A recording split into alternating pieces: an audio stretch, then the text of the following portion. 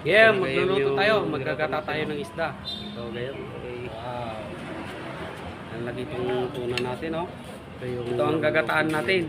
3 kilong natin. isda. Ito na yung tuna natin yun. Natin na natin. Maluto natin. Yung ulam. Yung lang. Saka yung mga natin ng patay. Sarap, yan. Tara, luto tayo. Maglagay tayo ng gata. Ng kasasina, yan.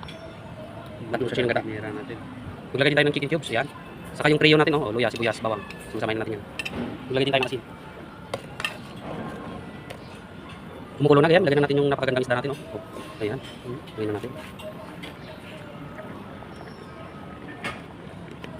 Nalo yan. Laki ng buntot. Buntot. Yan. Yung laman loob niya. Lagyan na natin din yung sili. Ayan. Saka pampalasa. Buksan na natin. Ayan na, gayam. Luto na ang ating tuna. Maglalagay tayo ng konting binigar. Ayan. Luto na ang ating tinatang tuna, gayam. Ayan o. Sarap. Ang buntot nyo. Ayan, tamangan tayo, gayam.